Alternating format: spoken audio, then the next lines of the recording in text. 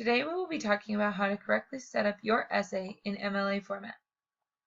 The first thing you need to do is insert your page numbers. So come over to Insert and hit Page Number. Many options will appear, but you want the first one. It will automatically generate a new page number every time you create a new page.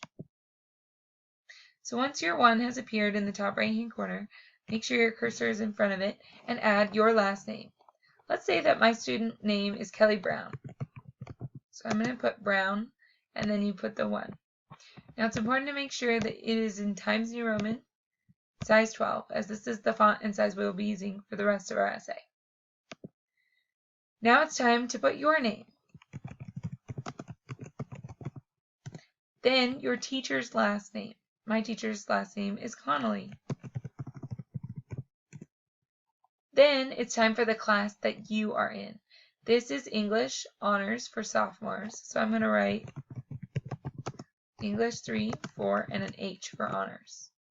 Then it's time for the date. Today is 3/4/16. Now you'll notice that this is not the same font as this, so we'll need to again go up here to Times New Roman and size 12. You'll also notice that this is only single spaced and it looks a little squished. So we'll go up here to the line spacing option and select double spaced. This will double space your heading, and then once you click enter, everything after that will be double spaced as well. Double spacing is very important because it gives you an accurate view of how long your paper is. If you do not double space at the beginning, you may end up writing a lot more than you need to achieve your word count. The next element of your essay is the title.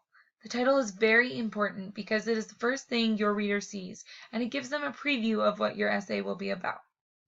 So we need to center our title, so we'll come up here to the center button and select it.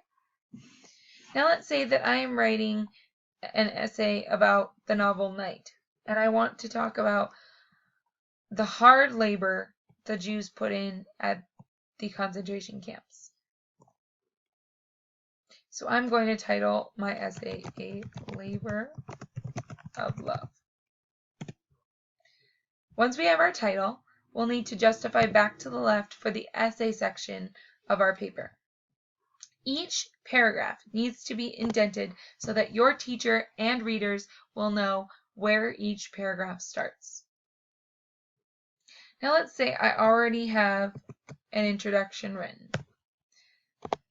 Then I'm going to go ahead and begin adding in my quotations and my concrete details to help support my thesis. So let's pretend that I have some body paragraph written already, and I'm going to separate my quotes so you can see them, but you would integrate them into your paragraph in paragraph form. So let's pretend that I have some body paragraph written already, and I want to insert a section from the novel that really shows what life was like in the camps. So I'm going to start with quotation marks, and then I'll put in the section from the novel.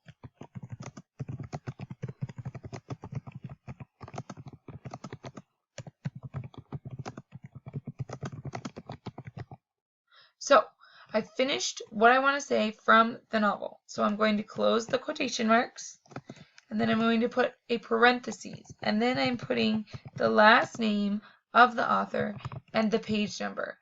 Then you close the parentheses and put a period. You'll notice your period does not go inside the quotation marks. The only exceptions to this rule are a question mark or an exclamation point. All other punctuation goes outside the parentheses. You'll also notice that there is not a comma in between the last name of the author and the page number. You just put a space. After you have your quote and you've integrated it into a sentence, you can move on and to start talking about your commentary. But let's say that within your paragraph, you want to cite a section of the novel that also includes someone who is speaking. That means you will need a quote within a quote. That sounds very complicated, but in reality, it's fairly simple to achieve. What you need to do is put double quote marks to start off the section of the novel that you are going to be quoting. this is a section that either the author is talking, the main character is talking, or the main character is thinking to themselves.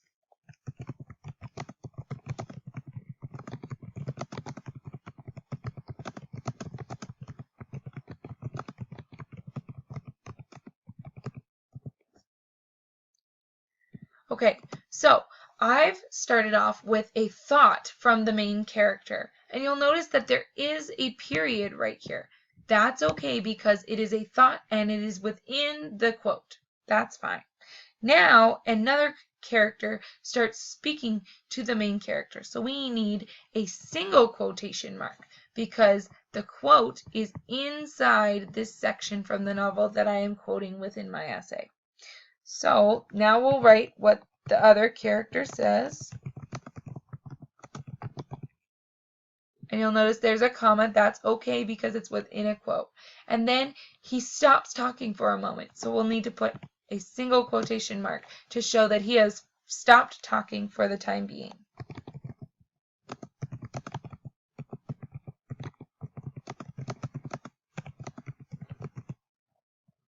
And you'll notice there's a period right there. That's okay because that's the main character thinking about who was talking.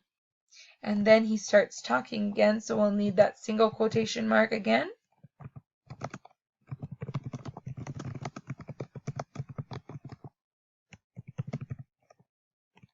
Now, this character has stopped talking, so we need the single quotation mark. And then I am also finished quoting from this section of the novel. So then we need the double quotation marks. So you'll notice there are 3 quotation marks there. And that's fine because that is the correct way to cite it. Now we need a space and then a parentheses, the last name of the author, and the page number on which we found this, and then a period. That is how you quote a quote within a quote. This is how you quote a single section of the novel. Now that you have integrated those quotes into your body paragraphs, you will continue writing and proving your thesis. And at the end of your paper, you will need a works cited page. Now, you'll notice that my font and size have reverted to the default. You need to make sure that they too are in Times New Roman size 12. Then you need to center them. Make sure the rest of your works cited page is justified to the left. Then you need the author's last name, comma, first name, then a period. Then you need the title of the work and a period. The title is underlined because it's a published novel. Then you need the publisher name.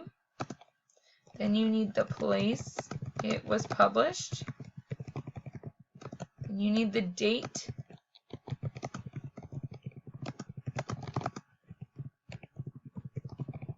Then you need the date on which it was published. Once you have that information, you can go ahead and keep citing the rest of your works. Or if that is the only work within your essay, you're finished and you are ready to turn in your essay.